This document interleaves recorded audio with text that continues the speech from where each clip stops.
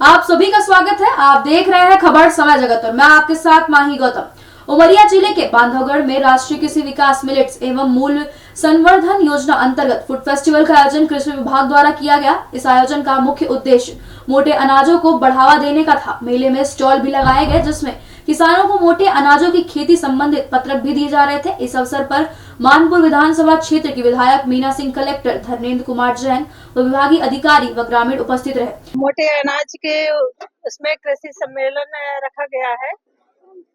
इसमें यह है कि जो मोटे अनाज का मतलब यह है कि कोदो, कुटकी, ज्वार, बाजरा, इसकी खेती हमारे किसान लोग करें तो ज्यादा अच्छा होगा स्वास्थ्य के लिए और सभी के लिए भी।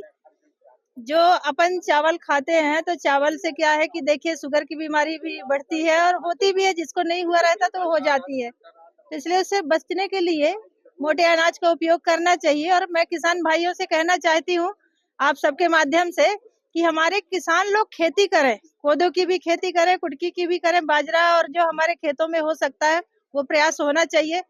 चावल की खेती तो कर रहे हैं पर अन्य चीजों की खेती नहीं कर रहे हैं और इसलिए आज हम बीमार होते जा रहे हैं। बस दवाई खा रहे हैं शुगर कंट्रोल करने के लिए।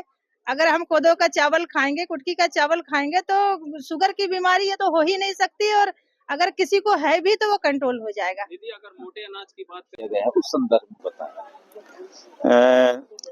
जिले में हमने जो कोदो कुटकी का उत्पादन देखा और शासन की ओर से जो एक फूड फेस्टिवल मेला आयोजित करने का निर्देश था, उसके उपलक्ष्य में हमने जिले में यह देखा कि सबसे अच्छा स्थान कौन सा है। तो हमें ये ताला जो है बांधवगढ़ का, क्योंकि ये एक पर्यटक स्थल है, यहाँ विदेश से भी आते हैं लोग पर्यटन के लिए और दूसरे राज्यों से भी आते हैं, और जो यहाँ लोकल ग्रामीण हैं और इस क्षेत्र में भी कोदो और कुटकी का विशेष उत्पादन होता है मानपुर ब्लॉक में।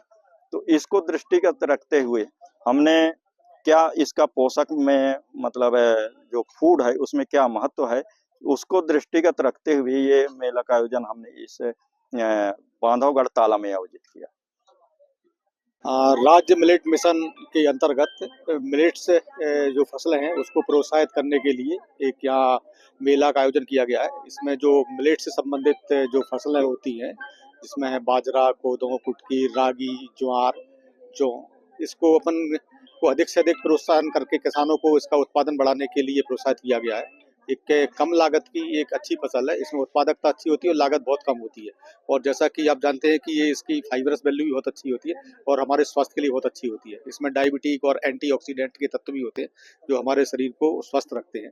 तो एक कम लागत में एक अच्छा अनाज हमें मिले, इसलिए हेतु किसानों को प्रोत्साहित किया जा रहा है कि इस फसलों का उत्पादन अधिक से अधिक करें। किसानों को क्या संदेश है? किसानों को यही संदेश है कि ये अपना जो परंपरागत गेहूं चावल है उससे हटके इन मिलेट फसलों को उत्पादन करें, जिसमें उनकी आत्मनिर्भरता भी बढ़ेगी और लागत भी कम रहती है। इसमें खेत की उत्पादक क्षमता भी बढ़ती रहती है। इसमें फर्टिलाइजर का उपयोग नहीं होता है, तो जो खेत में फर्टिलिटी कम हो रही है वो उससे ही बचा जा सकेगा।